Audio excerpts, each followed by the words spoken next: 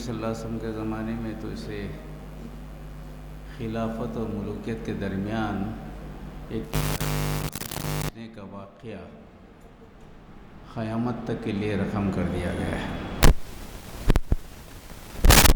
10 محرم کے تعلق سے بہت ساری چیزیں، السلام کا بھیجا جانا، آدم و حوا کا ملنا، یونس علیہ السلام کا مٹی سے اگل دینا، اور کئی اسی قسم کے واقعات، ایوب علیہ السلام کا جو ہے دعا کا قبول ہونا۔ اور اس اعتبار سے 10 محرم کی تاریخ ہمارے لیے ایک خوشخبری بھی لے کے آتی ہے کہ بہت سارے واقعات ہمارے پاس ایسے ہوئے ہیں جن میں اللہ تعالیٰ نے بہت بڑے فیصلے کیے ہیں۔ کہاں یہاں تک بھی بعض روایت میں آتا ہے کہ وہ قیامت کا دن بھی یہ ان 10 محرم کو ہوگا، مگر اللہ عالم، کیونکہ وہ تو اللہ کے پاس محفوظ ہے کہ کب ہوگا، کیا ہوگا، کیسا ہوگا۔ کیونکہ ہم کو مہلت ملا 10 محرم ہوگا تو پھر سال تک ہم انتظار کریں گے، قیامت آئے گی نہیں، بیچ میں یہ بات تو نہیں ہو سکتی نا، تو اللہ کے اختیار میں ہے وہ۔ تو اسی طرح سے شہادت حسین بھی رضی اللہ تعالیٰ عنہ ہمارے لیے بڑا تاریخی مطالعہ اگر آپ کریں تو اس سے معلوم ہوگا کہ خلافت ملوکیت کی طرف جب جا رہا تھا معاملہ، حضرت علی کی خلافت ختم ہو کر حضرت امیر معاویہ کی طرف جب جا رہی تھی تو امیر معاویہ کا انداز جو ہے ملوکیت کا تھا، خلافت کا نہیں تھا۔ اور اس درمیان میں حضرت امام حسین رضی اللہ تعالیٰ عنہ نے اللہ نبی کریم صلی اللہ علیہ وسلم پہلے سے پیش ہوئی تھی کہ بھئی آپ کو جو شہادت نصیب ہوگی، اور شہادت کا نصیب ہونا ہمارے لیے غم نہیں ہے، ہمارے لیے بڑی کامیابی ہے، کیونکہ نبی کریم صلی اللہ علیہ وسلم نے شہادت کو اس طرح فرمایا کہ اگر میرا خواہش یہ کہ میں اللہ کے لیے شہید ہو جاؤں، 1 مرتبہ 2 مرتبہ 3 مرتبہ 4 مرتبہ آپ نے فرمایا، اس کے بعد کہا مگر مجھے ایسا ہے کہ تم لوگ مجھے ایسا کرنے نہیں دیں گے۔ اس میں بعض روایتوں میں یہ ہے کہ امام حسین کی شہادت آدھا جسم جو تھا آپ کا، وہ اس کو کہا جاتا ہے کہ حضرت نبی کریم صلی اللہ علیہ وسلم سے بڑا مشابہ تھا۔ تو بعض روایتوں میں ہے، اپنے روایتوں میں یقین کریں نہ کریں یہ الگ بات ہے، مگر یہ ہے کہ شہادت امام حسین کے جو حصے میں آئی اس کی پیشگوئی تو نبی کریم صلی اللہ علیہ وسلم پہلے کر چکے تھے، مگر اس میں جو پیغام ہے وہ پیغام بڑا اہم ہے، وہ یہ کہ ہمارا وجود دنیا میں خلافت کے لیے ہے۔ خلافت کس کی؟ اللہ کی خلافت، حکمران اللہ ہو، ہم اس کے بندے ہوں، خدمت گزار ہوں، اسی کے احکام کو لوگوں تک پہنچائیں، یعنی ہم خلیفہ بن کر زندگی گزاریں، حاکم بن کر زندگی نہ گزاریں۔ یہ جو خلافت کا وقت ہے، 40 سال کی جو خلافت ہے، اس میں یہی دس دیا گیا ہے کہ یہ اللہ کے حکم، اطاعت نبی، اطاعت الہی اور پیروی رسول میں ان کی زندگی گزری۔ اس کے بعد کا جو مسئلہ آیا ملوکت کا، وہ اللہ کی ایک پہچان ہے کہ اللہ تعالیٰ جو ہے نا زمانہ جو آ رہا ہے، کیسا کیسا زمانہ آ گیا، اس کی مثال بھی اللہ تعالیٰ نے دنیا کے سامنے رکھ دی، اور مثال کی طور پر نواز رسول سے اس کو مناسبت کرتے ہوئے، اس کا موقع دیتے ہوئے ساری دنیا کے لیے ایک موقع رکھ دیا۔ تو نبی کریم صلی اللہ علیہ وسلم کی امت کو کہ پھر صادقہ پڑھا تو قرآن نے کہا کہ آئے گا ہی آئے گا نا، قرآن تو ایک ایسی کتاب ہے آپ کو آئیں گی، اور آپ کو کس طرح ثابت قدم رہنا ہے اس پر۔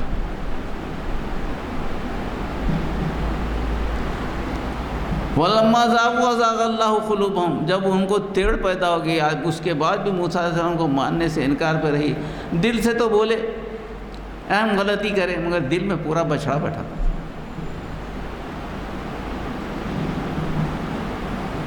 فی قلوبہم عجلا، دل میں تو دل میں بچھڑا بیٹھا ہوا، اللہ نہیں بیٹھا ہوا۔ قلب کیا ہے، اسی کی بات کر رہا تھا میں، قلب کیا ہے، ایمان قلب میں داخل ہوا یا نہیں ہوا، زبان پہ رہا۔ قلب میں اگر داخل ہو گیا ایمان، خواہشات نفس ختم ہو گئے، کیونکہ 2 ہی مسکن ہیں اس کے دل کے، ایک ہے اللہ کا مسکن، ایک دوسرا شیطان کا مسکن۔ جھگڑا اسی کا ہے کہ آپ اللہ کی بات مانتے ہیں، شیطان کی بات مانتے ہیں، یا دونوں کی بات مان کے منافقت کرتے ہیں۔ پورا ایمان لانا ہے تو اللہ کے حوالے کر دو اپنے آپ کو، شیطان سے بچو، شیطان سے پناہ مانگو۔ یہ موسیٰ علیہ السلام کے زمانے میں تو موسیٰ علیہ السلام تو کامیاب ہو گئے، مگر کیا ہوا؟ اللہ تعالیٰ نے دنیا کو بچا لیا اس قوم سے۔ فَلَمَّا زَاغُوا أَزَاغَ اللَّهُ قُلُوبَهُمْ وَاللَّهُ لَا يَهْدِي الْقَوْمَ الْفَاسِقِينَ۔ کفر سے بڑا درجہ ہوگا، یہ ایسے لوگ ہیں نہ خود کفر کرتے ہیں پر کفر کو پھیلانے میں مدد کرتے ہیں، کفر پہ قائم ہیں، اس میں ہٹتے نہیں ہیں لوگ۔ تو ایک دوسری صفت ہمارے پاس آ گئی، ایک تو کفر کرنا، اللہ کی تعلیمات کو جھٹلا دینا، دوسرا یہ کہ جھٹلانے کے بعد مجبور ہو گئے، ماننے کو تیار ہو گئے، ماحول ایسا بن گیا کہ سب مسلمان ہیں، مگر کیا کریں گے؟ انکار تو کر نہیں سکتے، مگر دل میں رکھیں گے چبھن کے موقع ملا تو ان کے خلاف کچھ کر گزریں گے۔ وہ منافق ہو گئے جو کافر بن کے ان کے خلاف پروپیگنڈا کرنے میں چڑ گئے، یہ ہو گئے فاسق۔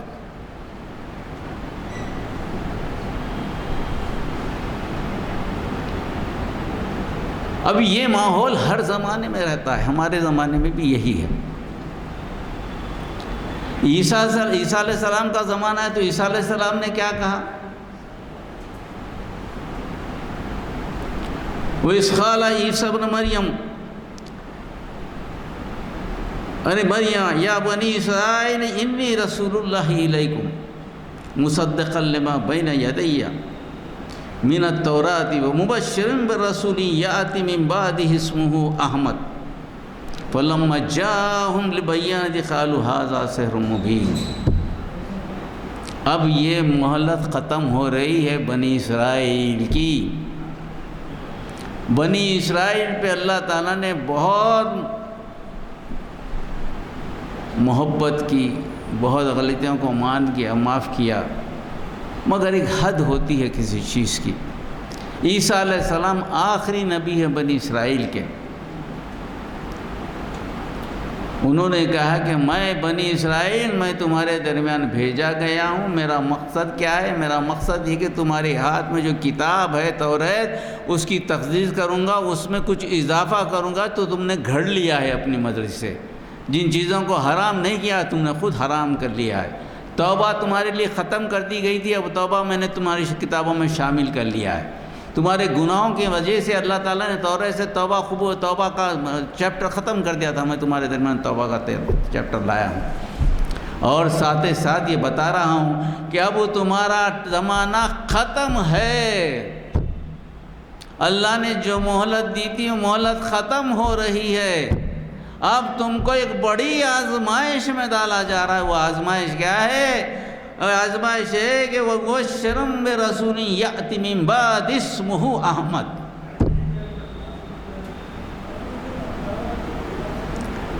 سارے انبیاء کا جو پیغام تھا اب تک بنی اسرائیل میں ابراہیم علیہ السلام کے بعد آتا رہا، وہ مہلت ختم ہوئی۔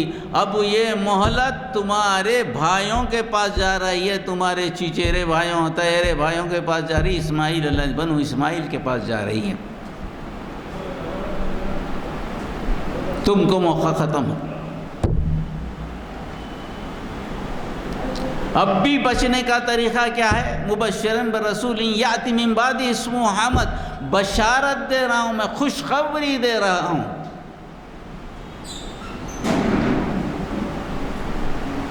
تمہارے اس اعمال سے بچنے کا ایک طریقہ بتا رہا ہوں تمہیں۔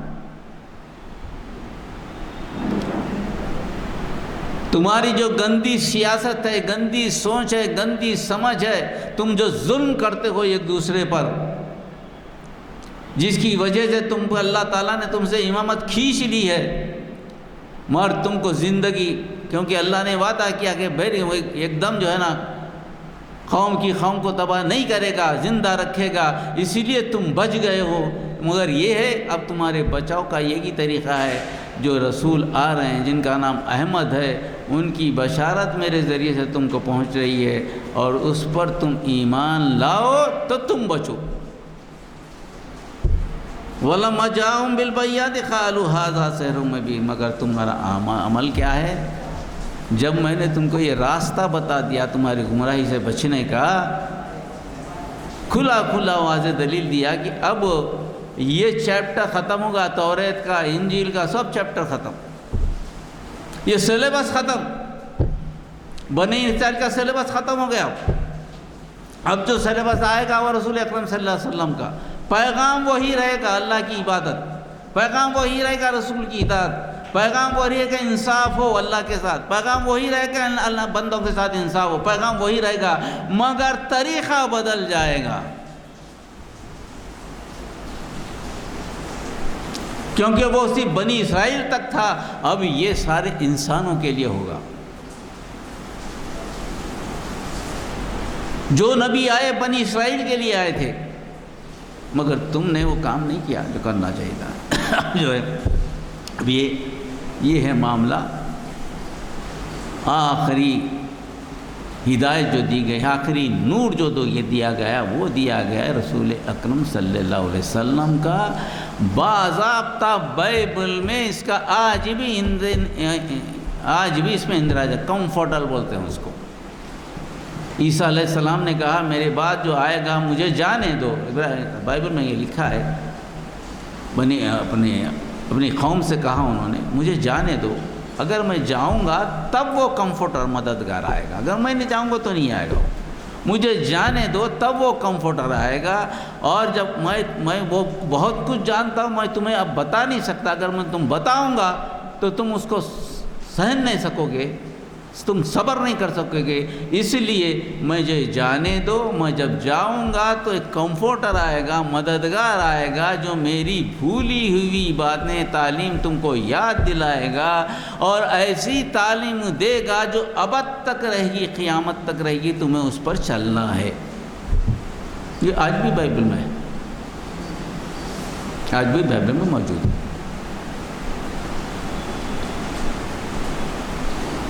نکالا نہیں جا سکا اس کو، آج بھی بائبل میں موجود ہے۔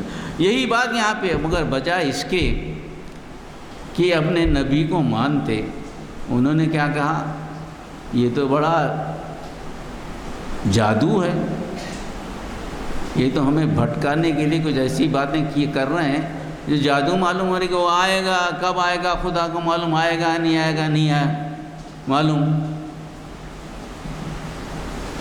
اب یہ جو معاملہ ہے، یہ معاملہ ان کی گھٹی میں پڑ گیا ہے، اور دیکھیں ہوں گے آپ نبی کی زندگی میں بھی کبھی انہوں نے نبی کا ساتھ نہیں دیا۔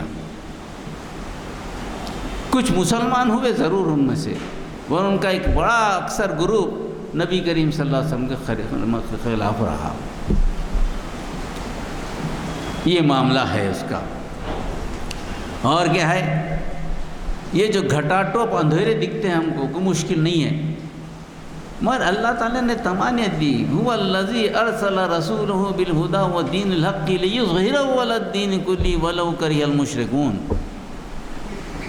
یہ معاملہ جو ہے ان کے بجانے سے، ان کے ماننے سے، ان کے تکلیف پہنچانے سے ختم ہو جائیں گے، اب نہیں ہو سکتا، یہ کہیں نہیں ہو سکتی، کیونکہ اختیار کل تو اللہ کے پاس ہے نا، مطلق اختیار تو اللہ کے پاس ہے۔ یہ تھوڑا غصہ دنیا میں اختیار جو آج گیا چلے گا، جو بھی کرے گا وہ مر جائے گا، پھر اس کے بعد کیا رہے گا۔ مگر اس کے باوجود بھی کیا ہے، جب بھی کوئی ہدایت جاتی ہے ان کے پاس، وہ کیا کرتے ہیں، ہدایت پہنچانے والے پہ ظلم کرتے ہیں اور سننا ہی نہیں چاہتے، جس کو قرآن نے کہا وَمَنْ أَظْلَمُ مِمَّنِ افْتَرَىٰ عَلَى اللَّهِ كَذِبًا وَهُوَ يَدْعُو إِلَى الْإِسْلَامِ وَاللَّهُ لَا يَهْدِي الْقَوْمَ الظَّالِمِينَ۔ مسلمانوں، تمہارا کام ہے اللہ کی پیغام کو ان تک پہنچاؤ، یہ تمہارا کام ہے۔ رسول بھی کرتے رہے، رسول جب پریشان ہو جاتے تھے، قریش کے لوگوں کو، اپنے خاندان کے لوگوں کو، ان لوگوں کو بتاتے کہ کاش یہ بات کو مان جائیں اور اپنے آپ کو جو ہے ہلاکت سے بچا لیں، تو دل میں کھڑتے تھے نبی کریم صلی اللہ علیہ وسلم، ارے میرے خاندان کے لوگ، میرے لوگ اچھے پیغام کو نہیں مانتے، میں انہیں جو ہے دوزخ سے بچانا چاہتا ہوں، مگر یہ ہے بھاگ بھاگ کے دوزخ کی طرف جا رہے ہیں، کھڑتے تھے نبی کریم صلی اللہ علیہ وسلم۔ تو یہ فطرت مسلمانوں کی بھی ہونی چاہیے کہ بھئی بنی آدم جو آپ کے بھائی ہیں، آدم کی اولاد ہیں، اس کے باوجود بھی نہیں مانتے آپ کو، تو آپ میں تکلیف تو ہونا چاہیے، اللہ میرے پہنچانے میں کوئی غلطی ہے یا کوئی ان کے دماغ میں فتور ہے تو اللہ تعالیٰ ان کو ہدایت دے دے، اگر ہدایت نہیں ہے، اگر اسلام کے نقصان دے تو اسے تباہ کر دے۔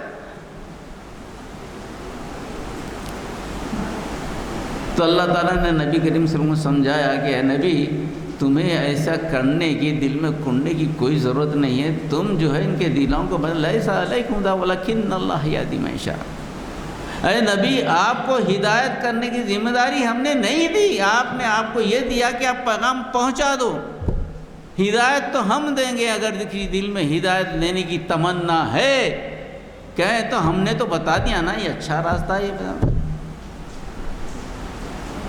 ایک اچھا راستہ بھی بتا دیا، ہم برا راستہ بھی بتا دیا نا، یہ اس پہ چلیں گے تو فائدہ ہوگا، اس پہ چلیں گے تو نقصان کو کھل کھل کر بتا دیا، اور تم کو اختیار دے دیا فیصلہ کرنے کی۔ کبھی زندگی میں تم کبھی نقصان کا سودا تو کرتے نہیں ہو، اپنے پیسوں سے کوئی چیز خریدتے تو اچھی خریدتے ہو نا، کھاتے ہو تو اچھا کھاتے ہو نا، کبھی گندگی کھاتے ہوئے دیکھا ہے، پیسے خرچ کر کے، ارے پیسہ دے کے اچھی سے اچھی چیز کھانے کی کوشش کرتے ہو، تو اپنا چوائس ہمیشہ ممکن ہے ایسا رکھتے ہیں جو سب سے اچھا ہو، مگر جہاں ایمان کے سلک کرنے کی بات ہے یا اپنے خواہشات کی پیروی کرتے ہو، اللہ کے دھن میں بھول جاتے ہو۔ وہ زندگی جو ختم ہونے والی ہے، وہ زندگی کی طرف توجہ کرتے ہو، وہ زندگی تمہارے کو جو ہمیشہ ہمیشہ رہنے والی زندگی کو بھول جاتے ہو۔ یہ تمہارا اپنا فیصلہ ہے، یہ کیا ہے؟ ظلم ہے۔ تین لفظ آئے، کافر آیا، فاسق آیا، ظلم آیا۔ کافر جانتے بوجھتے کسی چیز کو سمجھ کر انکار کر دینے والا، مگر کفر پر جمع رہنا وہ فسق۔ کفر پر جمع رہنا، نہیں ماننے کے بعد کئی گواہیں آ رہے ہیں اس کے باوجود بھی نہیں ہٹنا، وہ فسق، فاسق۔ اور ایمان کے خلاف جھگڑا کرنا، اس کو مٹانے کی کوشش کرنا، یہ ہے ظلم۔ آج ہم ظالموں کے درمیان ہیں، آج ہم ظالموں کے درمیان ہیں۔ قرآن نے ایک جگہ فرمایا کہ یا نبی کریم صلی اللہ علیہ وسلم، آپ جب اپنی آیتیں پڑھتے ہو ان کے سامنے، حالانکہ تمہارے قریب ہیں، تمہارے دباؤ میں ہیں، اسلامی حکومت قائم ہو گئی، دباؤ میں ہیں، تمہارے خلاف حکومت نہیں کرتے، مگر ان کے چہرے دیکھو، ایسا معلوم ہوتا ہے کہ قرآن تم پڑھتے ہو، وہ چہروں سے ایسا پتہ چلتا ہے کہ مرجھائے ہوئے چہرے، غصہ لیے ہوئے چہرے، اگر ان کا بس چلتا تو آپ پر حملہ کر دیتے، بس چلتا تو حملہ کر دیتے۔ آج کی کیفیت قریب اسی قسم کی ہے۔ کیا ہے مسلمانوں کے پاس؟ ہماری کوئی حکومت بھی آزاد نہیں ہے، سب غلام ہیں۔ پورا مڈل ایسٹ میں فوجی اڈے قائم ہیں، کوئی بھی آدمی کوئی اپنی مرضی سے کچھ کام نہیں کر سکتا۔ these all حکومت are slaves۔ کہنے کو آزادی ہے، نماز پڑھنے کی، حج کرنے کی آزادی ہے، زکوٰۃ کر لو، کر لے گا، اتنا ہی، مگر نظام حکومت کو قائم کرنا، اسلام کو قائم کرنا، اس کی اجازت نہیں ہے آپ کو۔ کوئی آپ اسلامی معیشت، اسلامی شریعت، اسلامی نظام زکوٰۃ کو آپ نافذ نہیں کر سکتے، آپ کو وہی کرنا ہے جو سودی بینکاری ہے۔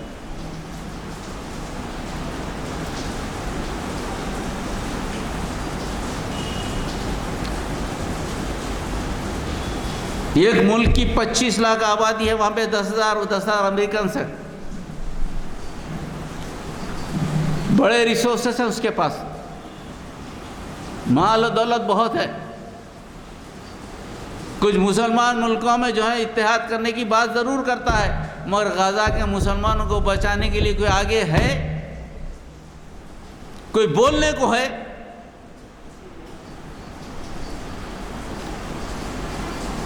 نہیں ہے،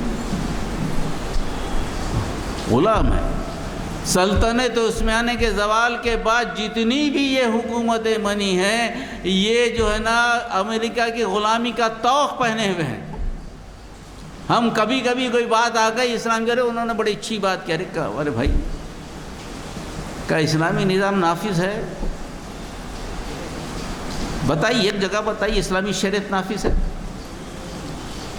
کون سا خلیج کی جگہ ہے جہاں آج جو ہے نا شیطان ناچ نہیں رہا؟ کہاں جو حسن کا مقابلے نہیں ہو رہے؟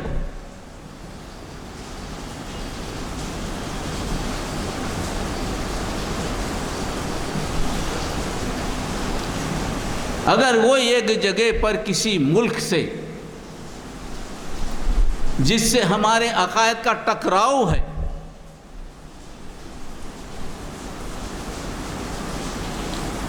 اگر وہ مخالفے آ جائے کس کو بچانے کے لیے؟ غزہ کے مسلمانوں کو بچانے کے لیے، اسلام کو بچانے کے لیے، ہمارے درمیان سے آوازیں اٹھتی ہیں کہ وہ اس مسلک کا ہے یا اس مسلک کا ہے۔ آپ جو مسلک رکھتے ہیں اس نے کیا کام کیا بتائیے مجھے؟ کوئی جرت ہے آپ کے پاس؟ کوئی حکمت ہے آپ کے پاس؟ دولت زرادر ہے، کچھ بولنے کو تیار ہیں کہ تیار ہے آپ کے پاس؟ کچھ بھی تیاری نہیں۔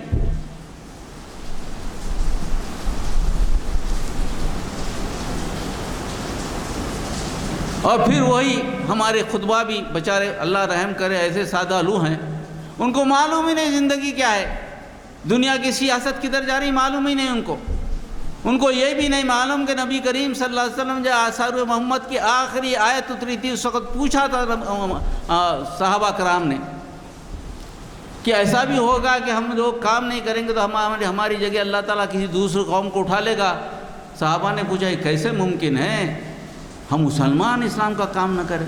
صحابہ کے لیے تو اچنبھا ہے نا، صحابہ یہ سوچ بھی نہیں سکتے کہ نبی کی نبی کی اتباع، نبی کی پیروی نہ کی جائے۔ صحابہ تو سوچ بھی نہیں سکتے، نبی کا حکم معلوم ہو جائے، یہ حکم ہوا، نبی نے خود نہیں دیا، کسی نے پہنچا دیا، گھر سے نکل کر بھاگ رہا ان کا طریقہ کار تھا۔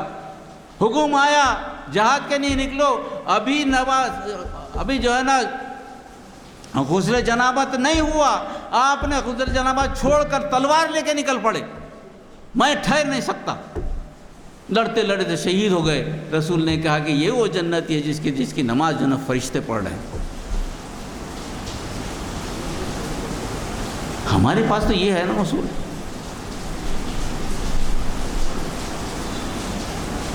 ایمان کی کیفیت نبی کریم صلی اللہ علیہ وسلم نے بتائی، اگر مغرب میں کسی مسلمان کو کانٹا چبھتا ہے تو مشرق کے مسلمانوں کو محسوس ہونا چاہیے اس کے درد کو۔ اور یہ مثال ہم نے بھی دی نا، سندھ میں ایک عورت بچی اپنی عصمت کی حفاظت کے لیے پریشان ہو کر جب خط لکھا تو محمد بن قاسم اس کی عصمت بچانے کے لیے حملہ آور ہو۔ ہندوستان میں اسلام داخل ہوا، آج 60-70 ہزار مسلمان مر رہے ہیں، ان کو دیکھ نہیں سکتے آپ، شیرخوار بچوں کو دفن کر کے اس کے اوپر اپنے اسرائیلی عورت فوج ناچ رہی ہے۔ ہمارے کان پہ جونگتے نکلتی، ہم بولتے ہیں کہ برے ایسا ہمارے اس نے اس کا بدلہ لے لیا، کہیں ایسا نہ ہو کہ اس کے عقائد پھیل جائیں۔ ارے خدا کے بندے، عقائد پھیلنے کا مسئلہ الگ ہے۔ تم جب بڑے کمزور تھے تمہیں ہمت جواب دیتی تھی، تمہیں جرأت نہیں تھی۔ تاتاریوں کے بعد قصہ مشہور ہے کہ مسلمان ٹھہرا ہوا ایک تاتاری عورت گزر رہی، اس نے کہا تم مسلمان؟ اس نے کہا کہ ہاں میں مسلمان ہوں۔ ٹھہر جا ابھی یہاں پہ۔ وہ گئی اپنے گھر سے تلوار لے کے آئی، اس کا گلا کاٹ دی۔ یہ جرأت ہو گئی تھی ہماری، یہ معاملہ ہو گیا تھا مسلمانوں کی طرف۔ آج ہم کچھ کہنے کے موقف پہ نہیں ہیں۔ سلمان ندوی کو کبھی کبھی پڑھ لیجئے، کبھی کبھی دیکھ لیجئے، بہت ممکن ان سے اختلاف ہو آپ کو، مگر بولتا سچ ہے آدمی۔ کس میں ہمت ہے بولنے کی؟ کوئی بولنے کو تیار نہیں ہے، مگر اللہ تعالیٰ جس سے کام داتا وہ سورہ محمد کی وہ آیت پر میں بتا رہا تھا، وہ آیت پہ نبی کریم صلی اللہ علیہ وسلم کہ ہاں ایسا ہوگا، تو صحابہ نے پوچھا کون ہوں گے وہ؟ دیکھ محفل میں ابو موسیٰ اشعری تھے، یمنی، آپ نے کہا کہ یہ ابو موسیٰ اشعری کے لوگ ہوں گے۔ دوسرا ایسا ہی سوال ایک دوسری محفل میں ہوا، نبی کریم صلی اللہ علیہ وسلم نے کہا سلمان فارسی موجود تھے، آپ نے کہا کہ سلمان فارسی کے لوگ ہوں گے۔ 1980 سے 1979 سے جس ملک میں اسلامی انقلاب آیا، اس ملک نے تیاری کے لیے، بدلے کے لیے اندرونی شہر بنا لیا، جتنا اوپر اندر اتنا ہی ہے، وہ شہر بنا کر مقابلے پہ تیار ہوگا۔ آج سارے یورپ اور مغرب کو اس نے شکست دے دی۔ یہ کیا اس ملک سے ممکن تھا؟ یہ اللہ کی مدد ہے۔ کیا اللہ کی مدد کے بغیر کچھ ہو سکتا ہے؟ اللہ کے فیصلے کے بغیر کوئی کامیاب ہو سکتا ہے؟ نہیں ہو سکتا۔ اب اس کو سوچنے سمجھنے کی ضرورت ہے۔ اللہ تعالیٰ نے ایک موقع دیا ہے سارے ان لوگوں کو، صلح حدیبیہ کی طرح، اب بھی اپنے آپ کو جمع کر لو، آخری معرکہ باقی ہے۔ آمد مہدی علیہ السلام ہے، آمد عیسیٰ علیہ السلام بھی ممکن ہو کہ بہت جلد ہو جائے گا، نہیں معلوم، اللہ کو معلوم، حالات ایسے بتا رہے ہیں، کیونکہ اتنا خون بہہ رہا ہے، صبح سے شام تک بمباری، سمجھ میں نہیں آتا کیا ہو گیا، کیا ہو گیا زمین کو۔ چھوٹے چھوٹے بچے، پیدا ہوا بچہ بم سے اڑا دیا گیا، اور پھر یونائٹڈ نیشن ہے، ہر چیز موجود ہے، اور ہمارے مسلم ممالک بھی ہیں، ان کے پاس کیا آ رہا ہے؟ میلے چل رہے ہیں، کبھی حسن کے میلے چل رہے ہیں، کبھی میوزیکل میلے چل رہے ہیں، سب یہ چل رہے ہیں۔ پھر اس کے بعد ہم مسلمان، عوام یہ سوچ رہی ہے، حکماں یہ سوچ رہے ہیں، تو مطلب یہ کہ غلامی کی زنجیروں سے آزاد ہونے کا موقع اللہ تعالیٰ نے ان کو دیا ہے۔ ان کو بتا دیا ہے کہ جو روب تم پر تھا، ایک چھوٹے سے کنٹری کا 1 کروڑ کی آبادی جس کا رغبہ کچھ نہیں ہے، وہ رغبے کا تمہارے پہ زور ڈال کر ساری دنیا تم پر حکومت کر رہی تھی، اللہ تعالیٰ نے بتا دیا کہ اللہ تعالیٰ کی معمولی قوم سے، جس کا کوئی مقام نہیں، جس کا کوئی مرتبہ، جس کے پاس فضائیہ نہیں ہے، جس کے پاس وہ نہیں ہے، جس کے پاس صرف ایک ہی ٹیکنالوجی ہے، میزائل ٹیکنالوجی، اس میزائل ٹیکنالوجی سے تباہ کر کے اللہ تعالیٰ نے بتا دیا دیکھو اللہ چاہا تو ایسا غرور ختم کر سکتا ہے۔ اللہ جب تاتاریوں سے کام لے سکتا ہے، اللہ ایرانیوں سے بھی کام لے سکتا ہے، کیوں نہیں لے سکتا؟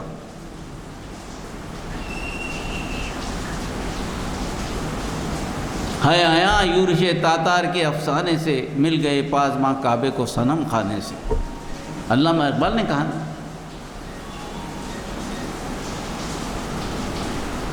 اور ایک بھی تاریخ میں آخری لڑائی عرب نہیں لڑیں گے، آخری لڑائی لڑی جائے گی مہدی علیہ السلام کی فوج سے، جو 20,000 کے قریب ہوں گے افراد، ایسا بھی بولا جاتا ہے۔ 20,000 کا کیا مطلب، واللہ اعلم، میں نہیں ڈیٹیل میں نہیں جاتا۔ وہ معرکہ طے ہے، وہ معرکہ ایشیا سے ہوگا، خراسان سے ہوگا۔ خراسان کہاں ہے؟ خراسان کا تو معاملہ الگ ہے، اس کی تعریف الگ ہے، ڈیٹیل میں نہیں جاتا میں اس میں۔ تو اس لیے آپ یہ سمجھیے کہ یہ جو ہے اسلام کو مٹانا یہ ممکن نہیں ہے۔ اِنَّا نَزَّلْنَا الذِّكْرَ وَإِنَّا لَهُ لَحَافِظُونَ، اللہ نے کہا کہ میں نے ذکر قرآن مجید کو اتارا ہے، تو قرآن مجید کو اتارنے کے بعد کیا ایمان والوں کو بھی تو اتارا ہے نا، اس کو ماننے والوں کو۔ اِنَّا لَهُ لَحَافِظُونَ، میں ہی نہیں کی حفاظت کرنے والا ہوں۔ ایک امید ہے، ہم کبھی مایوس نہیں ہیں اللہ کی ذات سے، اس کے باوجود بھی ایک امید ہے کہ ہم اس پر ہمیشہ جو کام کریں، ہر چیز اللہ کی مدد سے ہوتی ہے، اللہ کی مرضی سے ہوتی ہے۔ آخری فیصلہ ہے، کوئی بھی فیصلہ ہو اللہ کے بغیر ہو ہی نہیں سکتا، چاہے کہ دنیا کی کتنی بڑی طاقت کیوں نہ ہو۔ اگر کوئی یہ کہے کہ میں نے تیری جان بخش دی، ارے خدائی کا دعویٰ کر رہا ہے۔ جان کا لینا، جان کا دینا تو اللہ کے اختیار میں ہے نا۔ کوئی مر ہی نہیں سکتا جب تک کہ اس کے جو ہے نا موت نہ آئے۔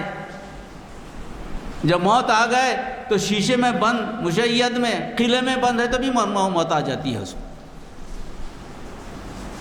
تو مسلمانوں کو ذہن کو صاف کریں، یہ وقت اتحاد کا وقت ہے، یہ وقت اختلاف کا نہیں ہے۔ گھر بچے گا آپ کا تو بانٹنے کی بات کریں گے، گھر نہیں بچے گا تو کس کو بانٹیں گے؟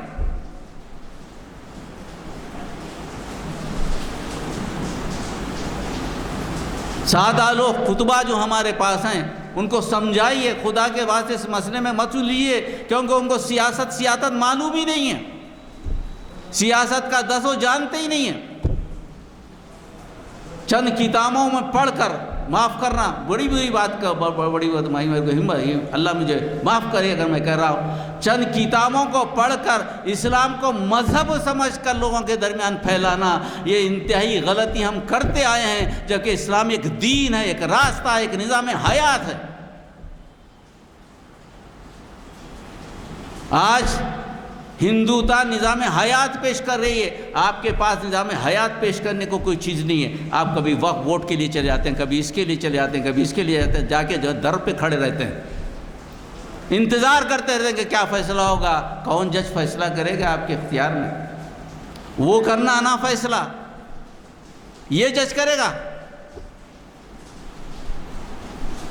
دین کو، مذہب کو دین بنائیے، اس کو ہر سسٹم ایک نظام حیات بنائیے، اس کو بتائیے کہ اس کا معاشرے کا یہ نظام ہے، معاشی یہ نظام ہے، سماجی یہ نظام ہے، معاشرتی یہ نظام ہے، بیرونی ملاقاتیں کیسی ہونا چاہیے، بین الاقوامی قومی سطح پر کیا کام ہونا چاہیے، سیکیورٹی کیسی ہونی چاہیے، قومی سیکیورٹی کیا ہے، بین الاقوامی سیکیورٹی کیا ہے، کیا کیا تعلقات ہیں، یہ سارے کے سارے تو قرآن میں موجود ہے نا، کیوں نہیں بتاتے آپ؟ ایک کوزے میں بند ہے، وقت گیا مشکل، مسجد گئی مشکل، یہ گئی اسی میں الجھا کر رکھ دیا گیا۔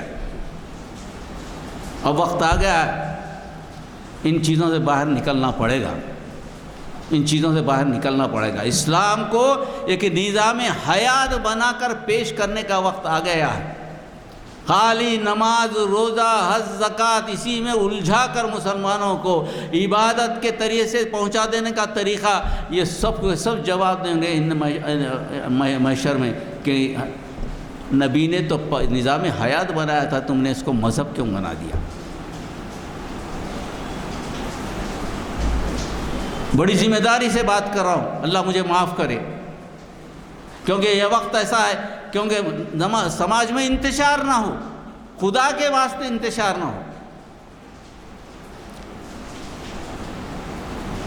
ان الذین فرقوا دینہم وکانوا شیعا لست منہم شیء، تم دین کے تفریقے کر دو، بانٹ دو دن کو اور صرف اپنے دھڑوں میں بڑھ جاؤ۔ اللہ تعالیٰ بولا ان سے مجھے کوئی اطمینان، نبی کریم صلی اللہ علیہ وسلم تو امت بنائے نا، امت بنائے نا آپ کو۔ کیا وہاں اہل سنت و جماعت تھی؟ کیا وہ تبلیغی جماعت تھی؟ کیا وہاں اہل حدیث تھے؟ کیا وہاں شیعہ تھے، سنی تھے؟ کون تھے وہ لوگ؟